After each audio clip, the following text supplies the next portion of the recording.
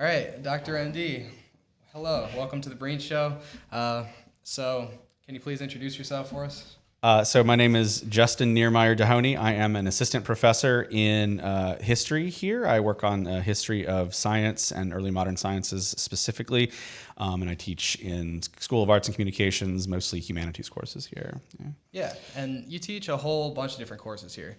And there were two courses that I took with you. Yeah. So I took history of civilization Yep. from Civ ancient. 1, yeah. Yep, from ancient to Renaissance, which is a lot. A lot, yeah. That's quite a loaded class. And I also took history of science too with you, which is from Renaissance to modern.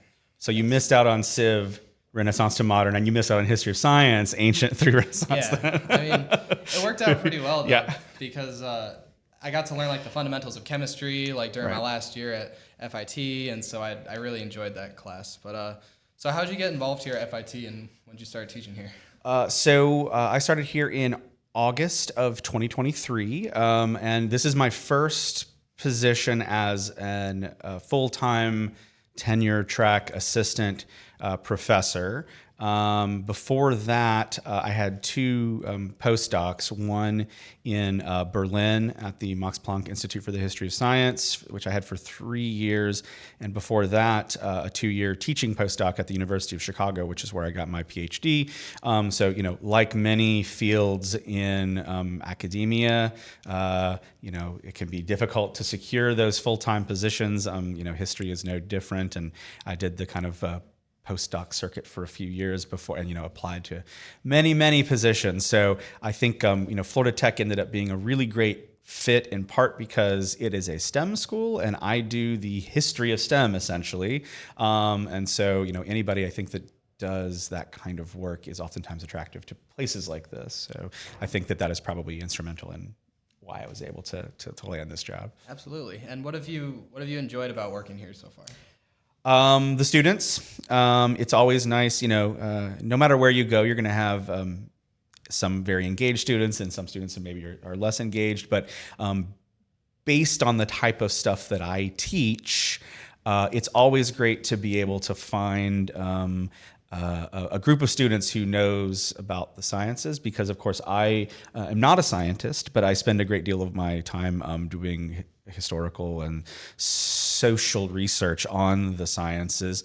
And so that kind of an audience here has been great. Having students like you, having students like individuals who are coming from aerospace or involved in chemistry or chemical engineering, or who are involved in marine science. They bring their own knowledge to the stuff that I do, which I've learned a lot about the sciences from the students. So it's been a really great experience being able to teach the humanities side of that to students that already kind of have a good grounding in the sciences. Gotcha. And do you typically find like a pretty good retention rate and like a pretty good, do you find the students really interested in what you have to say about the sciences? Oftentimes so. I mean, I do think that there can be in colleges and universities in general, there's oftentimes a very large gap between people that work in humanities and to some degree the social sciences and those who work in the harder sciences. Oftentimes there's not a whole lot of meeting points between that. So the fact that I can kind of push myself in the direction of the STEM people means that I'm often able to meet students where they are a little bit more often. Now, the flip side of that is that I also get to challenge a lot of the sort of preconceived notions that people have about how science works and how it has worked in the past and how that has changed. Because one of the things that I emphasize in all of my classes is that history, just as a general field, is the study of change over time, and science has changed over time too, right? The way that we practice science now is not the same as the way science was practiced 100 years ago, and it was definitely not the same as it was practiced 400 years ago. So showing what it used to be like and how different aspects of what we think of as science today, how those get incorporated, how certain things kind of fall away. That can be difficult for some students, right? They oftentimes think of science as this kind of static thing that exists out in the world, and they become a member of that community. But that's a changing thing too. And by the time you're at the end of your career, science will also have changed again, right? It'll be quite different from how it is now, and that's the case for the far future too. So situating that kind of way of thinking about knowledge and knowledge-making practices for STEM students is always a good idea. Yeah, and it's a very exploratory and faithful practice to study science, and especially being like a PhD student and being at the forefront of these technologies and the upper limit of human knowledge and seeing what else is out there. And you're the one at the edge, right? You're pushing that circle of knowledge outward, right? Yeah, kind of growing the tree of knowledge, so to speak. And it's fascinating. And it's been accelerating in the past, even 10, 20 years. And so that brings me to something I was curious about. What has all this recent technology done to the process of learning about history and the process of learning about science? Like, what have you noticed in your time? That is a very good question. So, I at least in terms of my own practice, I still, I'm kind of like an old-fashioned historian in some ways. When I was in graduate school, most of the research that I did was it's archival research. It is you go to a library, you go and look at the actual physical documents that were made. Again, I work on stuff from the 1600s and 1700s mostly. You go and look at the stuff that was written at that time period. You read through it, you take notes, you do it just like you would if you were, it was like it was done, a couple hundred years ago. The big thing that has changed about that side of the work, the research that I do, is digitization. The fact that so many things that were only available if you were able to get thousands of dollars in funding and go fly out to the British Library or the archives in France. Yeah, it was like a voyage to get the knowledge. It takes a lot of work to go and do that. It takes a lot of money. It takes a lot of time, right? I can't. When I'm teaching 2 semesters that are each 16 weeks long, I've got my summers, but that you can't do that. The fact that lots of libraries, the fact that lots of archives, the fact that institutions like Google have been involved in digitizing knowledge, that's been amazing. I've been able to go to databases. There are some great databases like Early English Books Online. It used to be run by the University of Michigan, but now it's excuse me. It's an open access, publicly available. You can use optical. What is it called? ORC optical, OCR optical capture, where I can search in a book from 400 years ago looking for specific words. That has been instrumental, right? I would not have been able to do the kind of research that I do without the use of these kind of internet-based databases that digitize early modern and earlier sources. Now, the flip side of that question, I think maybe is how it's changed like teaching and how it's changed what happens in the classroom. And I have found technology to largely be, how do I keep students from getting bored in my class, basically, because I do lots of PowerPoints, I do lots of stuff like that. But any way that I can engage students using technology is great. I haven't really incorporated AI too much into my work, but a lot of my colleagues do that, where some of their assignments are explicitly about, you need to write this without AI, then use specific prompts to try to write it with AI, and then compare them, and then figure out what the AI gets wrong. So this is a way of trying to, instead of just shutting out that technology and just keeping it out of the classroom, how do I make use of it in a way that actually gets the students thinking? I'm on the fence about whether I want to do things like that or not. I tend to think of, writing is thinking, and therefore I very much value the actual practice of sitting down and writing. But obviously there are all sorts of other technologies. And there's there's a whole bunch of different ways that we can go from there. Of course that's a technology that's present and here, and whether you like it or not, it's a good idea to get familiar with it, especially if you're going to be competing with other students and other, people out there who, who are going to have a competitive edge if they know how to do it and you don't know. I think so too. I do think, who knows where this is going, because as you said, this is accelerating at seemingly at an exponential rate. Yeah. But, at least for LLMs, large language models, I tend to see these at the moment. I tend to see these as very fancy calculators, in the same way that if you're learning math, a calculator is an extraordinarily useful tool, but maybe if you're taking a test, a specific type of math test, maybe you don't want to have a calculator to make sure your students understand what they're doing. Yeah. I think that's the same thing for writing. I mean, clearly there are ways that these can be used to your advantage, but it can't replace it, I don't think. Well, this brings in an interesting question. So there have of course been these like technological revolutions throughout history, sure, right? Yeah. I mean, the printing press and like the train and among other things. And so what have you observed about civilization as these new technologies have swept the world? Oh gosh, that is a huge question. They're always important, but these are I would say oftentimes it is difficult to know in the moment how things are going to. No historian can predict the future. Nobody can predict the future. Maybe historians have a slight advantage on some other people, but I doubt that. But I think that, it's very difficult to know in the moment what is going to be extraordinarily significant and what isn't going to be, right? I mean, agriculture is probably still the most important thing that humans have ever invented, and that happened 8,000 or 10,000 years ago, right? Probably even longer ago than that. Actually, it's kind of the date keeps getting pushed back. But the in terms of these kind of big interlocking technologies, the second is probably the Industrial Revolution. It's clearer earlier, I think, how rapidly that is going to change things. Maybe AI is in the same category as something like the printing press or the internet, or maybe it is something totally different. I don't think we know yet. But certainly technologies I suppose that wasn't actually a question about AI. I just keep bringing it up because I think it's what's on everybody's mind right now. But yeah, I mean, technology is when I teach my when I teach the class that you didn't take, the one that I start in the ancient world and go up to the Renaissance, the history of science from the ancient world to the Renaissance, what I start with is usually pictures of a broken flint and flint that has been sharpened. And I the first thing I ask the students is this technology?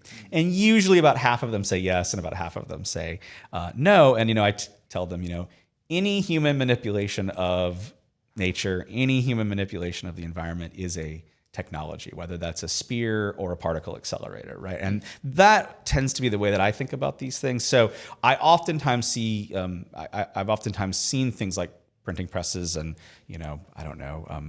cotton gins and AI as part of this bucket of human manipulation. And when I think of it that way, it makes it easier to see the links that take you from very distant past to the present. Now, again, is something like the internet a different thing? Is something like AI a different thing? Is something like, geoengineering our atmosphere a different kind? Is it a difference in kind, or is it a difference in degree? And I don't know yet, right? I don't think any of us know the answer to that question either.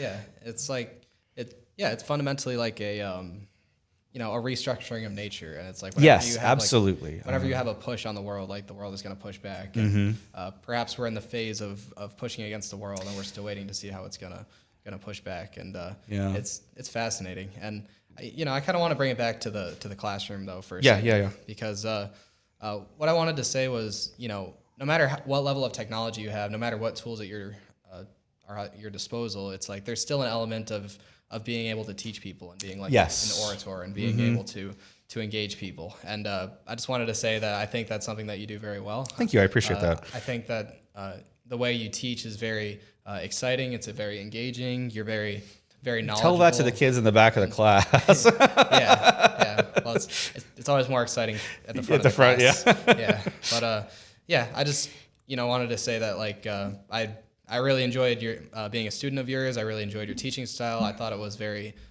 effective and thoughtful, and I think that's something that you do very well. I appreciate that. Thank you very much. And you're really honestly one of my favorite teachers ever. So. Good. I'm glad to hear that. Yeah, I will try to. They always say that if you want to get better at something, try to live up to the standard that the person that thinks that you are the best sets. So I will do my best to try to live up to that standard when I teach. Yes, as will I. Yeah, and it's a real skill, especially in this day and age. Yeah. And there's something really nice and exciting about it, though, when you finally get the attention of the crowd and they're really engaged and they're really listening to what you have to say and you're sharing valuable knowledge with them. Like it's a fun dance that you do. Yeah, I appreciate that. Thank you very much. I do think, I mean, if there's one thing that I hope that I bring to the table, just not even as a historian of science, but just as a teacher in general, is that. Is how important the human element is in that process, right? Because that is something that also seems to be like, particularly for the humanities, where it's just like, oh, do we even really need to do all of these things? Well, I hope that what I'm, if I'm adding something of value, it is understanding that, well, what is this? Study of the humanities. It's a study of what it is to be a human, and we are all humans, and therefore it behooves us to know the kinds of things that humanities scholars have spent centuries talking about and writing about and thinking about. And again, one of the reasons that I teach the way that I do is because it's not just about dumping knowledge into your head, right? It's about getting students to think through their own questions that naturally arise about whatever topic it is we're studying, and then trying to answer it on your own, whether that's asking me questions or going out and doing the research yourself in books, or for however else it is. I think that I can get people interested in these kinds of things. Yeah, absolutely. And on that note, I wanted to mention part of your teaching style that I found very effective and very interesting. And what you do is you allow us, the documents that you allow us to write, like for the midterm and the final paper. Mm-hmm. Well, I think you could explain it better than me. Could you please explain your thought process behind structuring your class that way? So I've changed it up a little bit since you taught it. Could you remind me of? Did you have the paper that you propose, and then you write it, and then I make the comments, and then is that the one you're talking about? Yeah, exactly. Okay, so one of the things that I like to do, especially because I will admit, and I didn't say this to you whenever you took the class, part of why I do this is because I like to make students have to turn a final paper in before the actual end of the class, because then it actually kind of forces you to get the work done before the end of the class, because if I don't do that, students will sometimes just wait to the last couple of days and then write something. But what I do for almost all of the classes that I require a final paper in, is that I have a draft version of it due before the final version. Yes. Sometimes I create prompts for students to write, but I also always like to allow students to write on anything that they want to write on, in part because, I don't want to, certainly once you're in college, you shouldn't be forced to write things that you don't want to write about. So to the extent that I can get you to get students to write about, I think you wrote a paper on history of chemistry, right? So I presented on the history of chemistry. Right. And, I did. Oh, I gotta remember what my final paper was. It was the laws of gravity. You wrote on Newtonianism. That's right. That's right. Yeah. Yes. How we derive the force for gravity. Correct. Function. Yes. Yeah. Right. No, that was a very good paper. So what I like to do is you give the students that option. You give them that kind of opportunity. Get them thinking before it actually needs to be done. Have students turn it in, 3-4 weeks before the end of class. Because then what I do is that I just destroy the paper with red ink, basically. Right? Not destroy the paper, but I go through and I make a ton of comments. And now, of course, this only works when and I was very fortunate in the class. I think you were in only had 18 or 19 students in it. So with a class that's, once I get up into the 20s and 30s, I can't really do this. But if you got a small enough group of students, you can turn in the paper early. I make a ton of comments. You might need to, comments related to the writing style, the structure, the grammar, the arguments, the evidence, the sources, anything is kind of up for grabs. I give maybe you want to tweak this, maybe you want to change this. It's directly talking to the student, telling them, here's what doesn't work. Here's what does work. Here is how, I always like to use the kindness sandwich. Tell you what you're doing right, tell you what you're doing wrong, and then tell you what you're doing right again. Oreo method.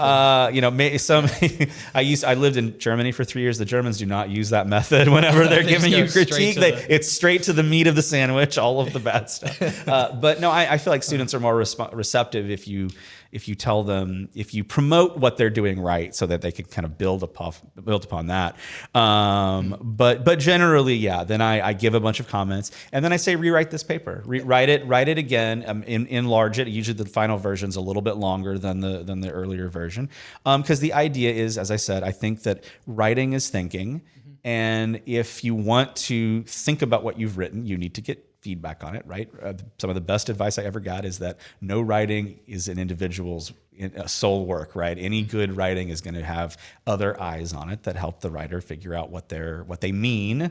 Sometimes we know exactly in our head what we mean, but when we write it down on paper, it doesn't quite come out right. Yeah, it's one thing to know it; it's another thing to articulate exactly. And being able to do that is a skill.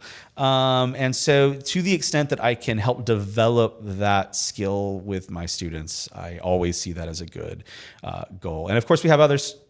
Classes at Florida Tech that try to do the same thing. I mean, SciTech.com is a big one that people who are in the STEM field, being able to convey, particularly to be able to convey like quantitative information or data in technical information in narrative form, that is hard to do. But it's necessary work for scientists. And to the extent that I can help facilitate that kind of knowledge, I like to do that with my work in the classroom as well. Yeah, absolutely. And that was really refreshing, especially while I was teaching chemistry. So that's right. You were teaching whenever you were taking that class with me. Right? Exactly. Yeah. So that's a skill that I really wanted to develop. And I might have looked at you at with a more critical eye than everybody else, because I was learning from you both from an educator's perspective and from a student's perspective. And I would like to say that, having that feedback was very refreshing, because most teachers, they just give you like 8 out of 10, and then that's the end of the story, and it's like, well, why? That's not very helpful, It's like, was that something, it leaves a lot of questions and you don't get a lot of answers. So the fact that you actually gave feedback and took the time to read through it and, help these people develop their understanding and their arguments, I think that, it just goes to show that you really invested the time to make sure your students produce quality work, and I think that really shows in the classroom. Thanks, I appreciate that. Yeah, no, and I do think, you're absolutely right, and I see that as part of my job. That's what I'm here for. Like that's what I've always been kind of surprised that not all professors do this. Like, right? Why are we even here? Obviously there is the content. I want you all to genuinely know factual information about things that have happened in the past, whether that's Civ or history of science or whatever it is that I'm teaching. But in a lot of ways, particularly for students who aren't, you're not going to graduate school for history or the humanities.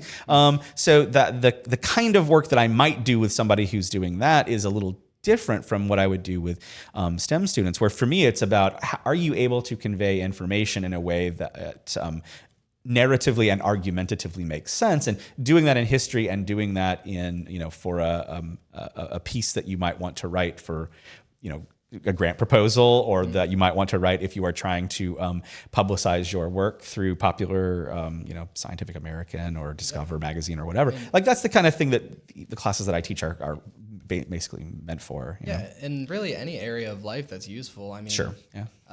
I feel like no matter what your major is, it's like having the ability to communicate is just one of those pivotal like human skills that if you want to get to the top of a field, that's something you pretty much need to master, really. Yeah. And it's that in any way that if there is I don't want to be too reductive about it, but if there is a very good use for the humanities now in academia, it is exactly that. It is beyond the kind of I have my kind of lofty ways of thinking about this is important because of I want to be able to teach virtue, and I want to be able to teach these or whatever it is, But I also want you all to learn how to write. I want you all to learn how to write. I want you all to learn how to speak. That is why I like to.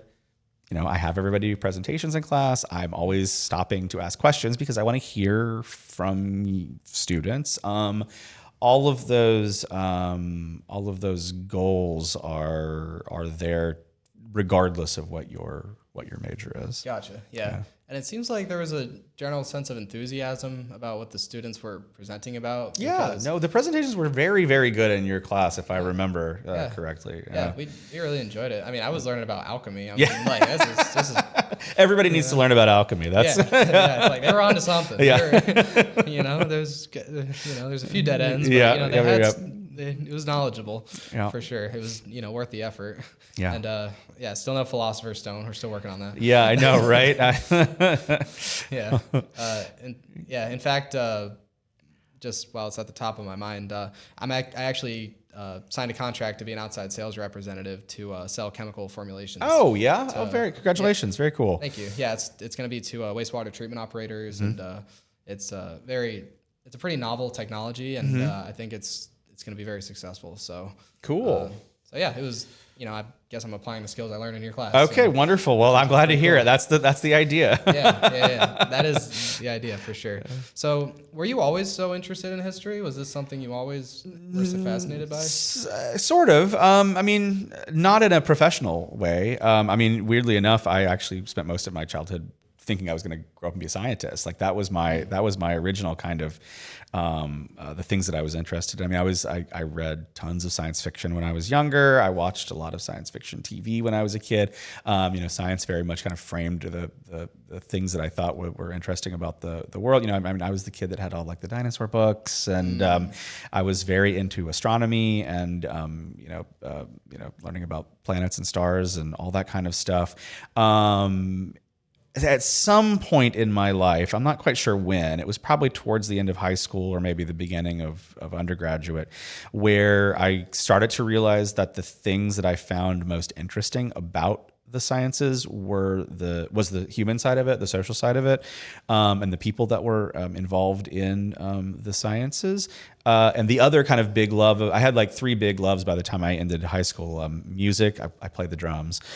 Music, writing, because I was always writing like short stories and I attempted a novel when I was younger, and the sciences. And I kind of discovered that I didn't necessarily want to be a professional scientist, or didn't want to necessarily work in that field when I was in college. So I thought, well, maybe I could write about the sciences. And I actually started out as a journalism major when I was in college, thinking I might want to do science journalism. And some of the courses that I needed to take for that position, this was at Indiana University, which is where I got my undergraduate degree. Some of the courses that I ended up taking in the process of being a journalism major brought me into contact with a program at Indiana University called the History and Philosophy of Science, a thing that I did not even know existed until I was like a sophomore in college. And this was at a point where I was already getting kind of like tired of the journalism thing. And I was like, this is it. This is the thing that takes all of my interests and combines them all into one thing. So I got my undergraduate degrees in history and English literature with a minor in history and philosophy of science, thinking that I would go in that direction, looking at the human side of the sciences, looking at the social side of the sciences. So history kind of came later as a framework to look at some of the other things that I found more interesting. I'm not quite sure why it was history as opposed to, say, philosophy or sociology or anthropology that ended up kind of being that framework. But that's eventually where the direction that I ended up going professionally. So you got your undergraduate degree at Indiana University. Go Hoosiers. So what were you doing at the time? I mean, we are at a university, and I think my demographic is a lot of college students. So, So what was kind of going through your head at the time, and what was your when I was an undergraduate, or like when you were getting towards graduating and after? Oh gosh, yeah. I had no idea what I wanted to do. Absolutely no. Everybody kept, when I told people what I was taking classes in and what I was getting my degree in, 9 times out of 10 people would say, "Do you want to be a teacher?" And I was like, "No." I didn't. That was usually the reaction. This might sound super naive in 2026, but I come from a vaguely working class background. I had cousins that went to college, but neither of my parents and none of my grandparents went to college. So I didn't really know what to expect from college. And I was operating under the impression, because I'd heard plenty of people that I trusted and older people that I knew say, all you need is a degree. You don't, it doesn't really matter what you major in. It doesn't really matter what you study. Just get that degree, get that bachelor's degree, and that's going to open a bunch of doors for you. Golden ticket. And that's the ticket, right? That's the golden ticket. And my experience was that it kind of wasn't, or it maybe not necessarily that it wasn't, but that it was more than just having the degree. Like I didn't get the other side of that, where it was, well, what are your skills? What do you know? Who do you know? How do you network? What kinds of things do you actually, like what kinds of work and practice do you actually need to do and to have to make that work? So I actually, the first year and a half after I graduated college, undergraduate, I waited tables and worked in a coffee shop and kind of thought, well, I need to think a lot more about what it is that I want to do. Graduate school was kind of in the back of my mind. Well, I really like history. I really like doing that kind of research and that kind of studying. Maybe that's something that I can do in the future. But I actually ended up working as an editor in Louisville, Kentucky at a media relations firm. And I thought, well, here's a thing that I can, it puts my skills to use. This is how it works, right? You find that job and then you kind of work your way up the ladder. Yep. And I was there for not 18 months before I was like, I absolutely do not want to do this for the rest of my life. So I went to graduate school. I ended up going into a history program first at Clemson University, a master's program, and then a PhD program for the history of science at University of Chicago after that, with the ultimate goal of, the ideal goal was being a professor. And I know that is also a very difficult thing to do. It was a very difficult thing for me to do. I think I applied to 88 jobs before I got this one over the course of a few years, right? Not all at once. Wow. But it's it's cutthroat. It takes a long time to do. The PhD itself took almost 7 years, and that was I finished on the short side of things at my university. So yeah, that was the general process by which that happened. And what was the main focus of your doctorate? So I wrote my doctoral dissertation, and this is work that I'm still doing. I've published a handful of papers on this topic, and I've published a edited volume on this topic, and I'm still working on a monograph on this topic.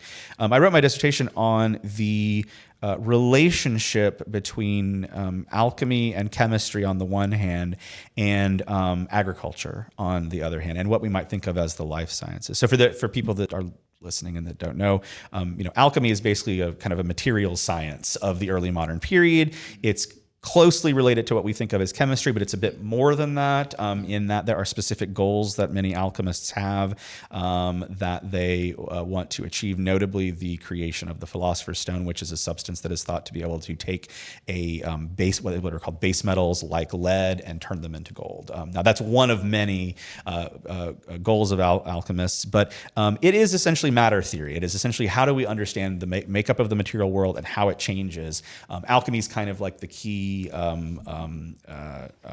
scientific practice from the Middle Ages. Really from the ancient world, but in Europe at least, from the later Middle Ages up through about the end of the 1600s.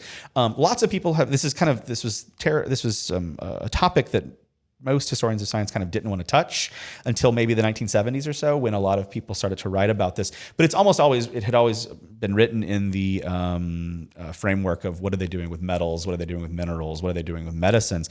And a lot of the stuff that I had read, it seemed that lots of practitioners of alchemy in the 1500s and the 1600s were also interested in what alchemy could tell them about the living world. What could it tell them about botany? What could it tell them about how plants grow? What could it tell them about how to understand how seeds germinate, or how fertilizers work, or how soil can be modified in ways that is useful. So I ended up writing my dissertation on the ways that alchemists and chemists in the 1500s, 1600s, early 1700s end up using that knowledge, or really more how agronomists and agrarian reformers end up using that knowledge in various ways to try to make agriculture more productive. So that was kind of the foundation of the dissertation work. As I said, I've published a handful of papers on that topic and related topics. I've found it kind of endlessly fascinating and also kind of endlessly. It's a very deep field because very little, I think, has been written on it. There are a handful of other scholars out there that work on this stuff. continually evolving. It's always continually evolving. We kind of have been able to reinterpret a lot of older documents in the light of information that has come to light about the actual chemical procedures that are being done. I mean, shout out to people like William Newman and Lawrence Principe. Newman is at Indiana, which is where I got my bachelor's degree. Lawrence Principe is at Johns Hopkins. They both have been super instrumental since the 90s, basically, of showing the actual work that alchemists have done. They're both practicing chemists too, so you can see them. You can go online and see some of their experiments that they have done, recreating alchemical work from the early modern and medieval worlds. Now, I don't do that myself, but I've used a lot of that kind of information to see.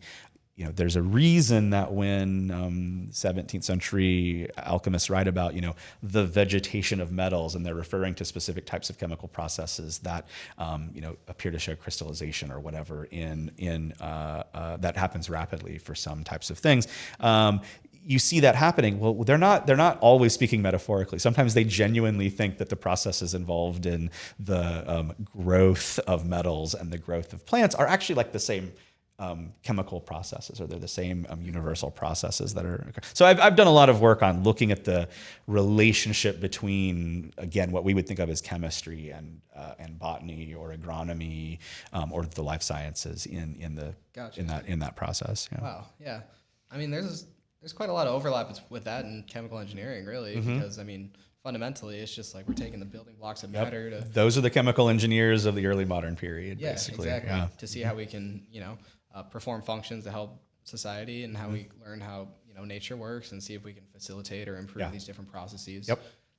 That's really fascinating. What's the old was it DuPont?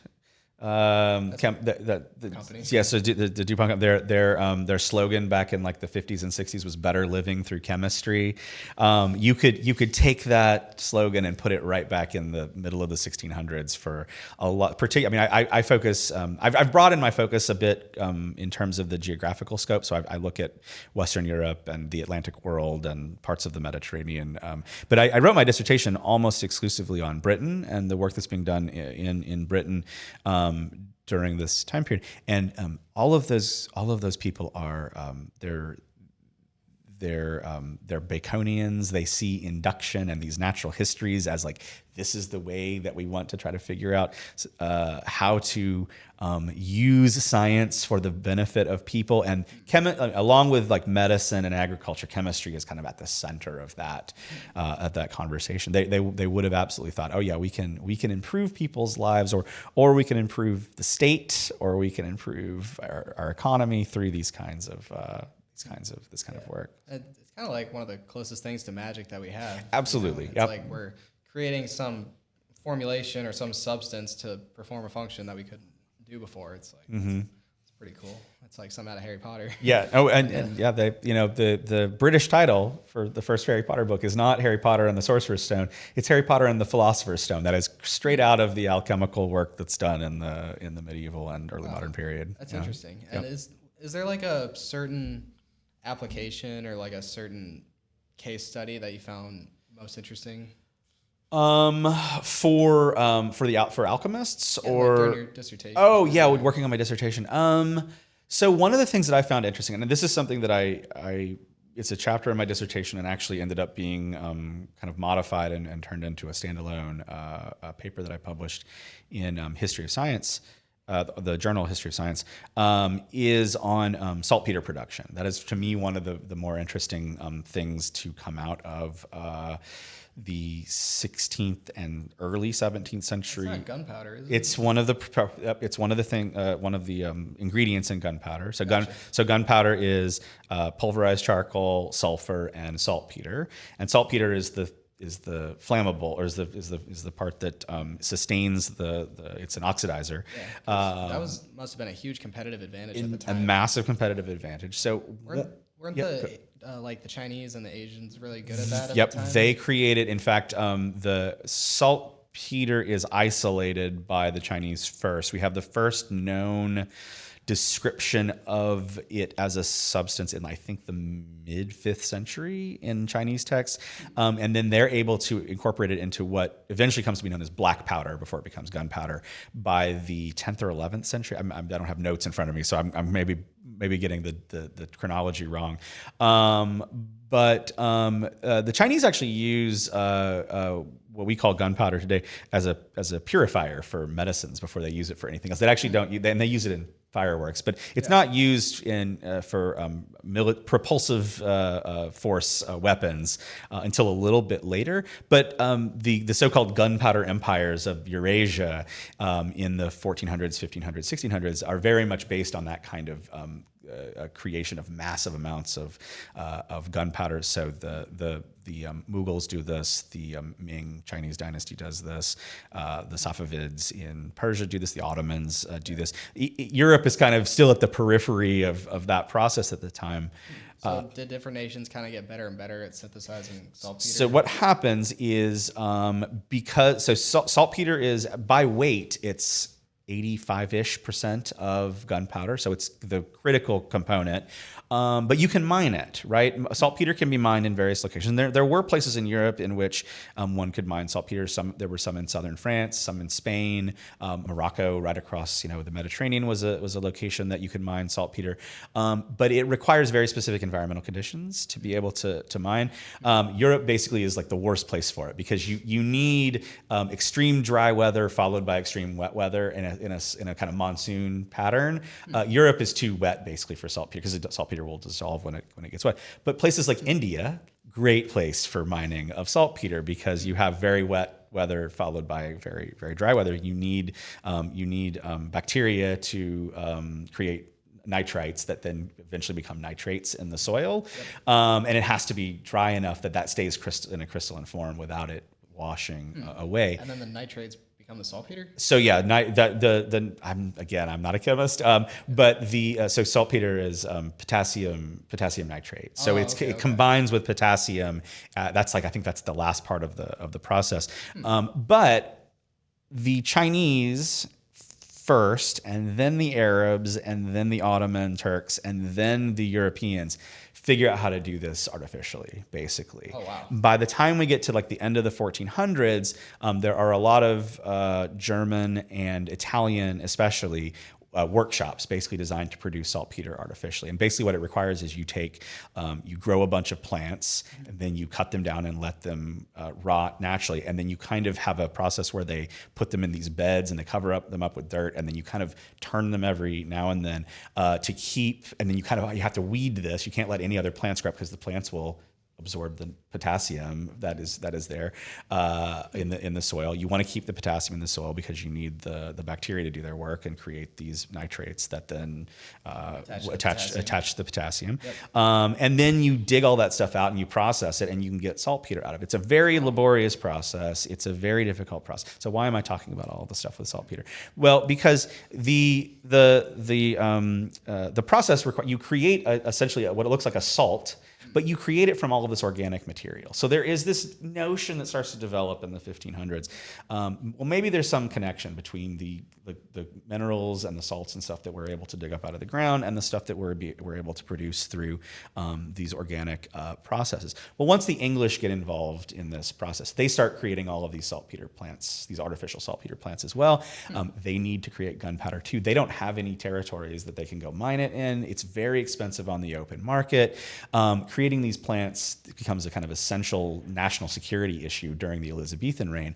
By the time Elizabeth I, she dies in 1603. By the time she gets to the end of her reign, 50% of all of the saltpeter in the being used by the British or English army comes from these plants. It's an extraordinary percentage that they're able to produce. Well, all that's going to change once England starts to take over parts of India. Well, India has it in spades. They have all of these saltpeter plants. What are you going to use them for? They start to get co-opted by alchemists and they start to get co-opted by agrarian reformers. So I ended up writing a paper on, well, if saltpeter is not going to be used for gunpowder, what could it be used for? It can be used as a fertilizer. If you synthesize it in certain ways, you can use it for fertilizers. Yeah, nitrates and phosphates are the key Exactly, and they know that. They learn that. So England starts to develop an agricultural advantage because lots of other countries still have to produce their own saltpeter for their militaries. And they can make it as fertilizer. And England doesn't need to do that anymore. They've got the East India Company. They have all this saltpeter. They have so much saltpeter, in fact, coming in from India that they have to keep boats off of from docking because they don't want to crash the price of it. And there's that much of it available to the English by the middle of the 17th century. So I looked at what are the alternative uses basically. Agriculture is a big one. Lots of alchemists get involved in the process of creating saltpeter, trying to figure out what saltpeter is. Yeah. Why does it have these uses? Why is it that the thing that we can use for gunpowder can also be used for fertilizers? Yeah. Part of their answer is because there's this relationship between the chemical and the botanical world. And alchemists, again, are at the center of that understanding. I see. And that is so interesting. I mean, fundamentally, it comes down to combustion, because like in your body, there's essentially all these combustive processes that turn like ATP into ADP, and then you're generating energy in that process, and that's an exothermic reaction. That exothermic reaction is what creates the energy and or not creates the energy, but transforms it into a different form, of course. And it's interesting how fertilizers, a lot of them are used as explosives and warfare, and the same exact substance, like the same formulation. Dr. Gallagher is doing going on out there. But it's so cool how like the same exact formulation can be used both in warfare and in agriculture. It's the same substance. I remember as a kid, and this is not to take this podcast recording in a dark direction, but I was a kid. I was 12-ish years old when the Oklahoma City bombing happened, and Timothy McVeigh used fertilizers as the source of his bomb for that. And I remember as a kid growing up having I didn't understand what that meant at all. Like what do you mean use a fertilizer for? And it wasn't until I was in graduate school learning about these early saltpeter plants and how the production of it for gunpowder then gets kind of co-opted by these agrarian reformers, and I was like, oh, that's why it works. So again, this is why maybe taking some more chemistry classes would have been useful for me when I was in school. Yeah. I mean, even there's other instances of that. Like there's for example, mustard gas. I think. Absolutely. And chlorine and stuff. It's like don't start mixing up all your different cleaning formulations because you can get some nasty stuff to form. But it's just so cool how it kind of comes back to technology, right? It's like we have this same exact concept or the same substance, and it can be used either for nefarious purposes or it can be used in for growth, and it's all in the intent with which we use the technology. Yep, absolutely. I mean that's pretty cool. Was there anything else that kind of well, let me ask you this: is there a certain period of history that you find most fascinating? You said 16 and 17. Yeah, I've spent much of my professional life researching the 17th century, the long 17th century, so late 1500s to early 1700s. I'm not sure why I did. I don't know that there was a specific. I mean, I think maybe part of it was because when I first started. Really studying HPS, history and philosophy of science, as an undergraduate, but then also in graduate school. I was pretty sure that I wanted to work on some sort of European topic, and if you study European sciences, the so-called scientific revolution is kind of the era that lots of historians from the middle of the 20th century, especially, made their career studying that period. So I think probably because from when I was younger, some of the people that I found most fascinating to read about were people like Copernicus and Galileo and Johann Kepler, and Aristotle even going further back, but all of those guys are reading Aristotle in the early modern period. But or Francis Bacon or Isaac Newton, all of those people seemed just sort of endlessly fascinating to me. The kind of work that they did, and most of the work that they're doing is between the 1530s or 40s and the 1720s or 30s. So that I think that there was a kind of natural, for me, a kind of naturally bounded time period there. I have, as I said, as I've as I've done more work as a historian, I have kind of expanded that, both further back and further forward. But I certainly the work that I ended up doing for my dissertation, that is to say, the history of alchemy and chemistry and its relationship with botany, the life sciences, and agriculture. The time period to study that, for Europe at least, is, it's like middle of the 1500s up to the early 1700s. Yeah. And that's because that's when all that work is being done. Is that kind of considered when the Renaissance was? It's a little after the Renaissance, and the Renaissance is a bit more of a cultural movement. It starts in Italy right at the end of the 1300s, and then we tend to know it particularly well through the art and literature and poetry and architecture that's produced in the 1400s and early 1500s, starting in Italy and then kind of moving out from that. So the period that I look at is kind of like what comes right after the Renaissance, it is influenced in various ways by Renaissance thought, but it is a distinct. The scientific revolution, at least, is kind of a distinct movement from that. Yeah. I can imagine that's kind of the point after a few generations when the ideas that emerged kind of became like crystallized, and all the very impactful and influential things kind of like have been set into motion. And yes, and like you said, like science probably just absolutely exploded once we had all these exactly tools at our disposal. You took the class. The thing that I typically start my when I teach the second half of history of science, Renaissance to the present, which, by the way, I should note, that is the Florida Tech's name for the classes are history of science, ancient through medieval world, and history of science, Renaissance to the present. I would rename them probably if I were actually in charge of the title, because we're not really explicitly discussing the Renaissance. We're talking about the early modern period first, which is that's a slightly more recent term for the time period between roughly 1400 and 1800. I tend to like to use it because it doesn't really make any specific claims about the social and intellectual movements that are happening during that time. It's just chronology, right? And you can use it to talk about not just Europe, because Europe is what undergoes the Renaissance. It's if you want to look at other parts of the world, we should collectively probably use different terminologies. That's a digression, though. At the start of the class, the first week or two of the class, when I teach history of science from Renaissance to the present, I tend to start with what are the sort of massive social changes that Europe undergoes right there at the end of the Middle Ages and at the beginning of the early modern period, and how does that help to set in motion the kinds of questions and the kinds of research that lead to what we think of as the origins of modern science.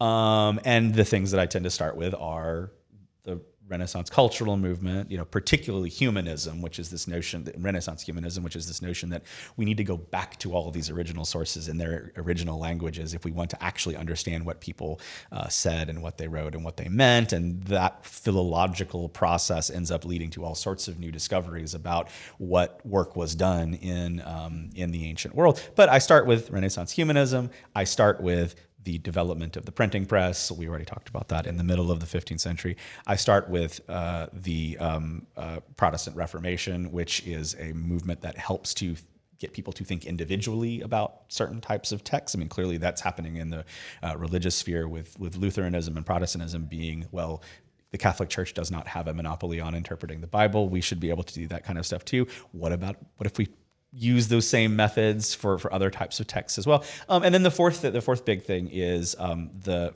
European encounters with the Americas for the first time, which really is probably in the long run that's the most important one.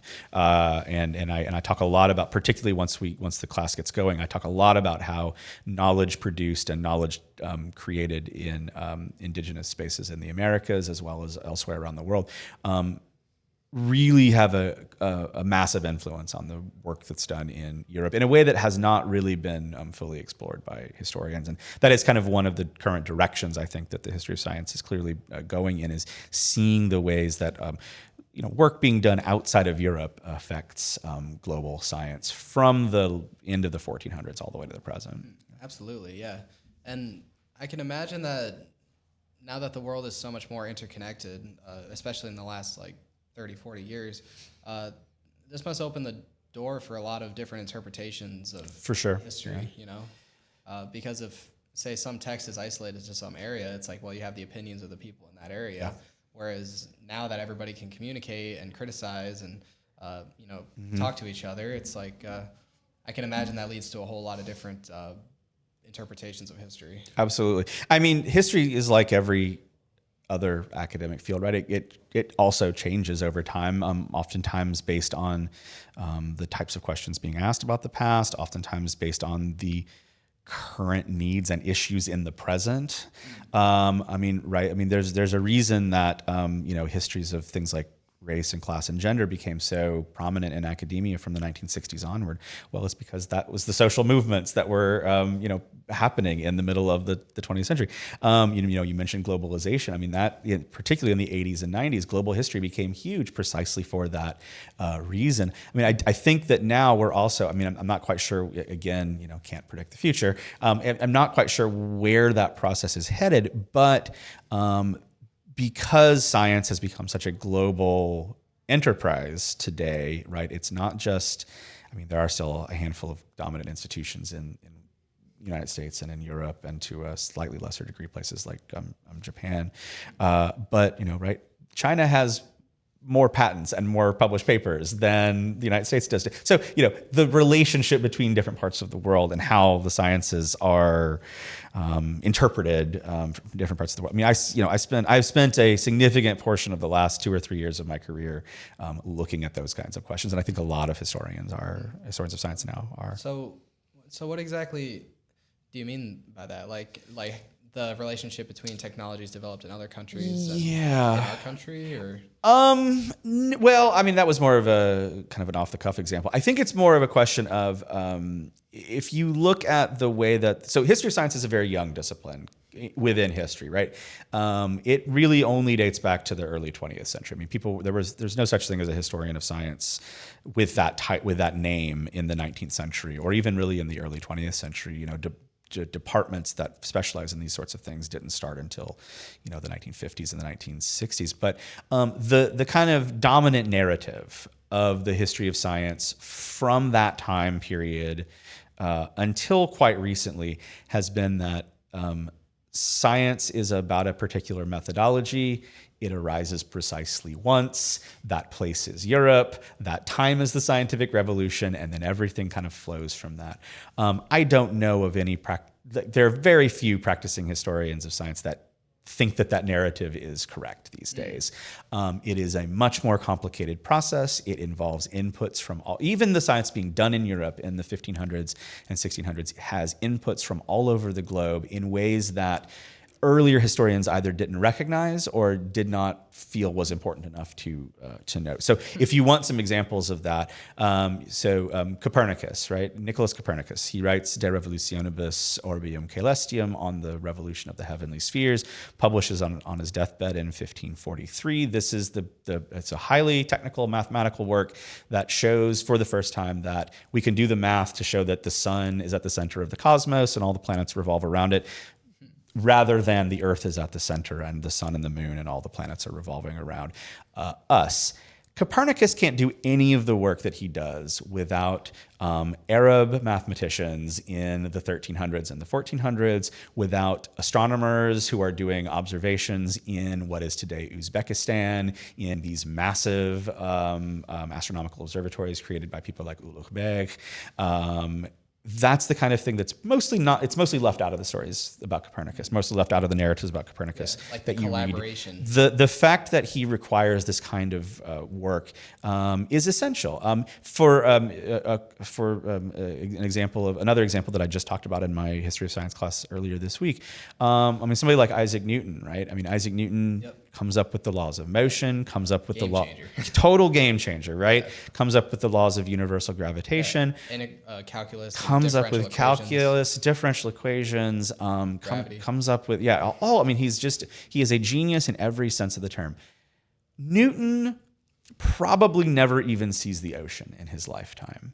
He lives on an island, right? He spends almost the entirety of his life either in his home in Woolsthorpe, in Cambridge, where he's the Lucasian Professor of Mathematics, or London, where he is a member of the Royal Society, and later he's actually the Warden of the Mint, in charge of the coinage of London. He gets that position in 1696 or somewhere thereabouts. But the point is like he does all sorts of work that requires data and information that an individual who never leaves his home could not have had without all of these networks of empire, all of these networks, these networks that are bringing information from places all over the world. So one of the things that Newtonian theory predicts, right? I don't know if you remember this from class, but right, you want to argue with some flat earthers, right?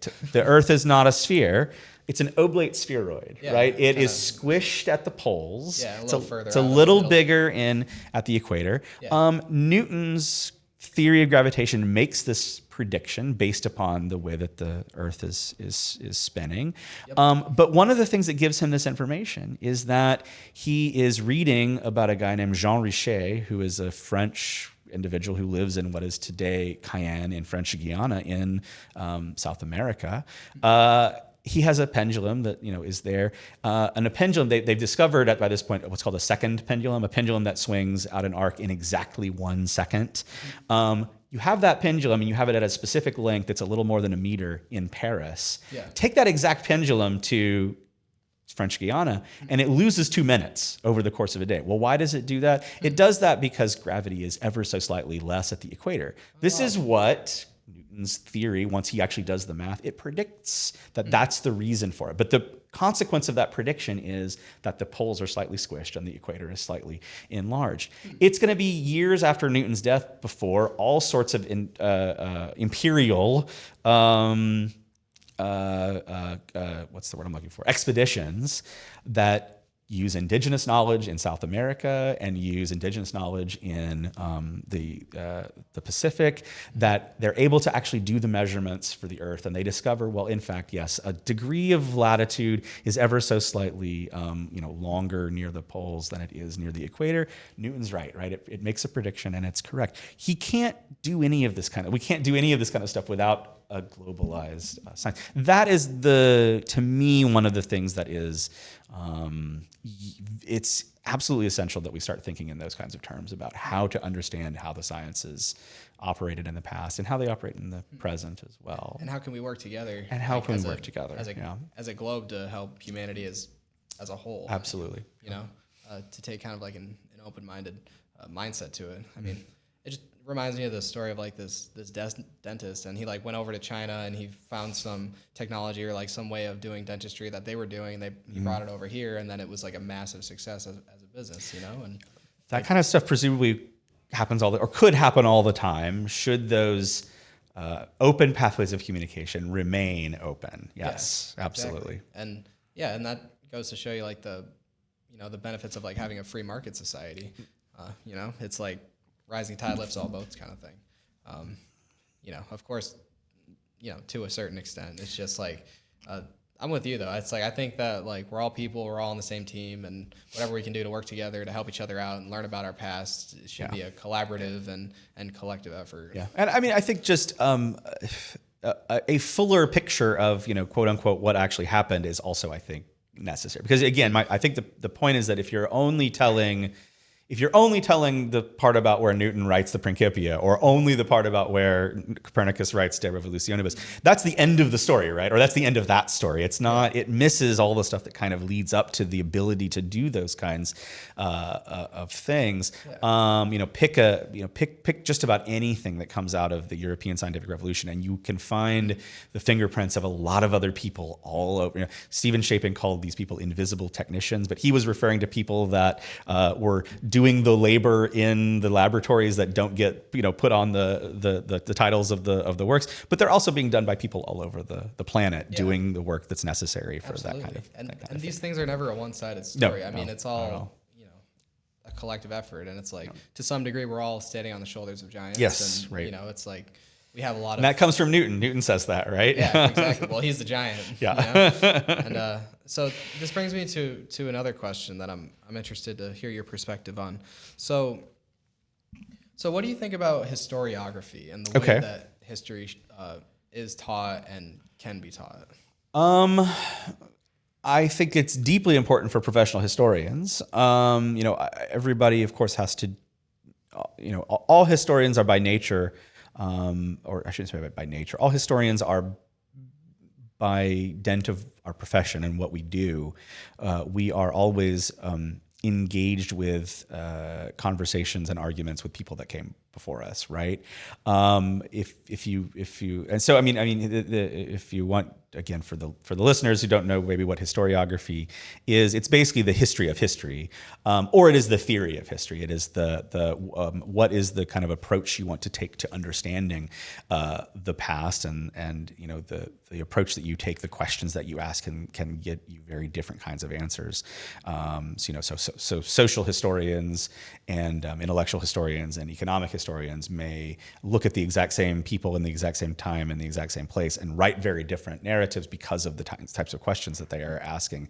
So I think that it's certainly important for somebody like me, because I have to, anytime I write anything, I'm always tacitly engaging with whatever everybody else who has ever written on that topic has said. And sometimes you have to do it non-tacitly and actually mention in your papers, I agree with X, Y, and Z scholar, and I disagree with X, Y, and Z scholar. But for students, or for when I'm teaching, a lot of that stuff just gets embedded in what I say. That said, something that I do, I don't do this in Civ very much, but I almost always do this in the history of science. I start I mentioned what's the first things I do in like week 1 and week 2. Before I even do that, I usually say history of science has not existed for very long. Here is how it started, and here are all the people who have kind of contributed to it, to show students that what I am telling them is not I'm not a textbook, and I, despite having expertise in the topic, I am also not an authority on all of the things that I'm going to be telling you. And that leads me to be able to say something like, here is one interpretation, and getting students to understand that, history is not a thing that is set in stone. Even the things that are set in stone are not set in stone, right? It gets them to realize that, two historians or two, archaeologists or anthropologists can both look at the exact same data and come to different conclusions. That's not a weakness, that's a strength, right? Because this is fuzzy, messy stuff, and history is always contingent, and it's always going to be, you have to write history based on what evidence is left and what evidence you're able to uncover, and that is always going to be partial. So the kinds of work that we do requires us to be very interpretive, and it requires us to be humble and have some humility to say, here is what I think has happened. Here is the narrative that I think that we can create based on the information that I have in front of me. It does not mean that somebody else cannot come along and then also interpret these things very different. I mean, that's why history, it's 2026. Why in the world does history still exist? Well, it's because we can keep doing that, right? It's because we can keep, occasionally we do uncover documents that nobody has ever seen before, but typically it is, the present offers us new ways to interpret the past. And I think that historiography is the word that we use to explain that process. And for students, it's just, I like to make them aware of the fact that, I'm going to, and I do this through the readings too, right? Here is one historian who says this about the scientific revolution. Here is a historian who says something very, very different about its meaning and its significance and what has happened. Again, that's just kind of the nature of the game, and to the extent that I can show people how that works, I want to do that. Yeah. Absolutely. That's a great explanation, and it really, the way that you explained it really encourages people to critically think about these things. I mean, not just on history, but on the news and that is also an applicable, transferable skill, right? Looking at different sources and evaluating and judging based on how they deploy evidence. We could use way, way more of that in this society for sure. Absolutely. It's there's always more than one side to a story, and I think that people in this day and age, they're quick to jump to conclusions and quick to, point fingers and call one side good, one side bad, and, it's just never that black and white. Right. I mean, this is people we're dealing with. Yep. And it's just, I agree with you. I think this is a very important skill that people should have. And I think, I mean, you said critical thinking. I don't think that I've mentioned that yet, but that is, I mean, that's a phrase that gets thrown around all the time. But I do think that, and it can be thrown around almost so much that it becomes meaningless or it has too many meanings. But I do think that that's the way to think about that is precisely. So I mean, I'm currently teaching. I'm teaching the junior humanities seminar right now, which is what if you're a humanities major here, everybody before they do the capstone process, they have to go through the humanities junior seminar.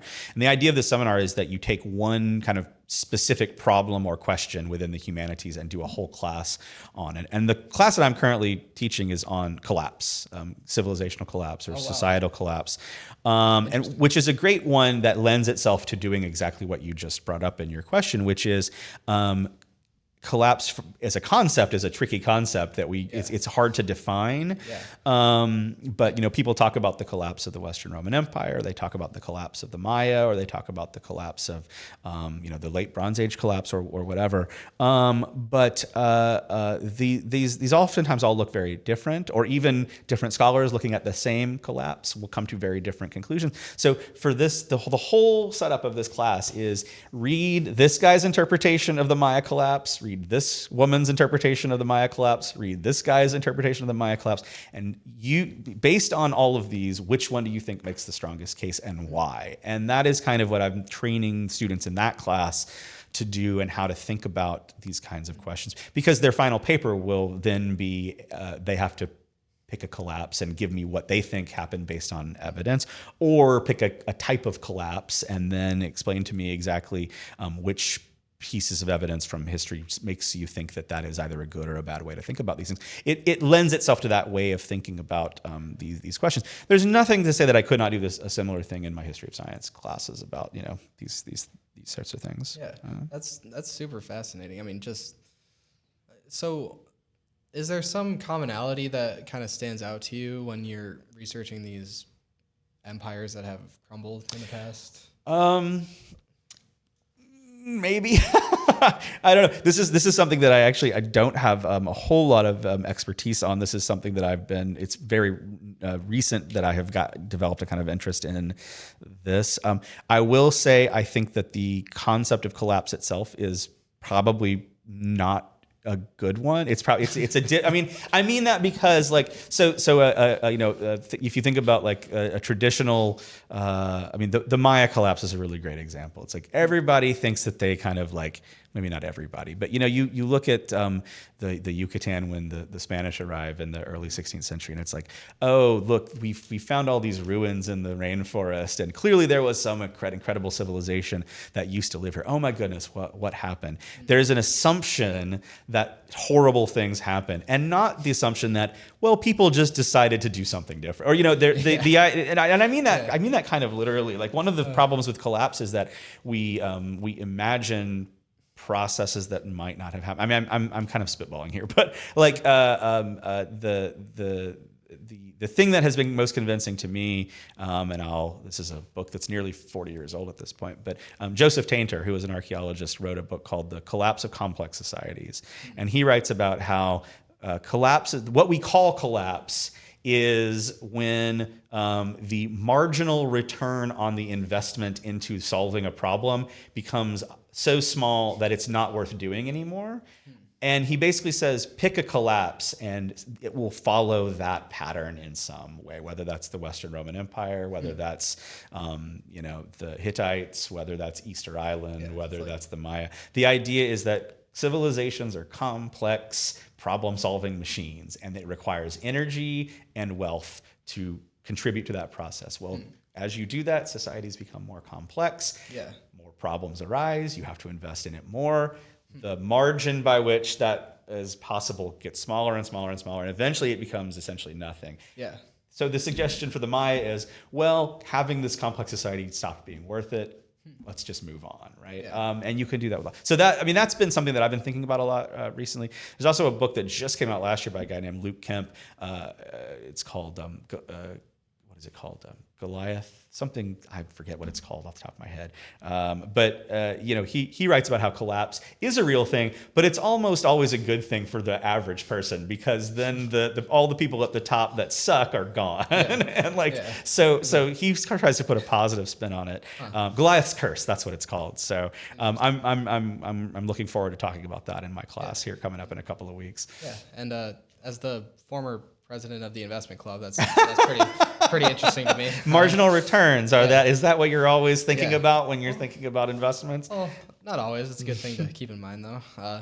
In a multitude of ways. In fact, I'm going to be giving a speech to them. Oh, okay, today. Great. Fantastic. About career coaching, and from an individual level, I guess that kind of makes sense, because it's like you're either adding value to society, and then you get to a point where you don't add value, and then you're kind of like start and losing that's money. You with your hands made the graph that Tainter puts in his books, right? I've found this idea of systems collapse to be very, very kind of useful. Yeah, I think that might be a little bit simplistic. It is, and he does a very good job in the text of explaining this. Now, again, as I said, I don't.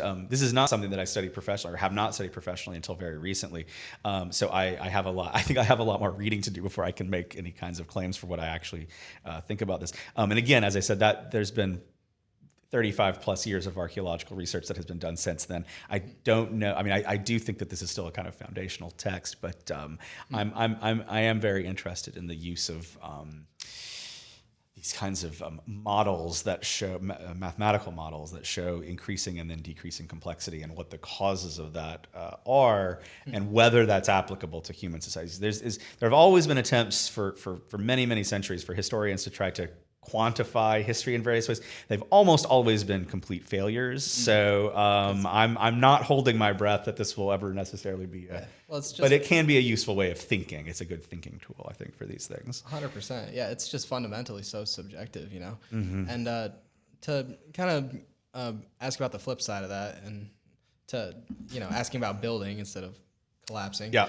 So what do you think is most important when it comes to building, say, either an empire or like an individual life? Like what do you think contributes most to the growth and success of these different organizations? Oh goodness, that is a great question. For civilizations, I have no idea. I think every one of them is so distinct that it's difficult to know exactly what makes a successful civilization. I would say, we've already talked about some of these things. I think, collective decision making is important. Various types of freedoms, whether that is market freedoms or individual freedoms, are always important. I think that having a flexibility is very important for societies to be able to be sustained. But again, this is very off the cuff kind of stuff. I don't know that I've really thought about that kind of a question before. I would say for an individual, I'm very much in favor of what I would call range, which is becoming an expert in something is excellent, but don't make that mean that that's the only thing that you know anything about. I certainly think even for academics, try to don't breadth as well. Yeah, don't the whole like 10,000 hours to become an excellent tennis star is maybe not the way to try to build a great career or build. You want to like I said, I'm a professional historian, but I also like to play the drums and like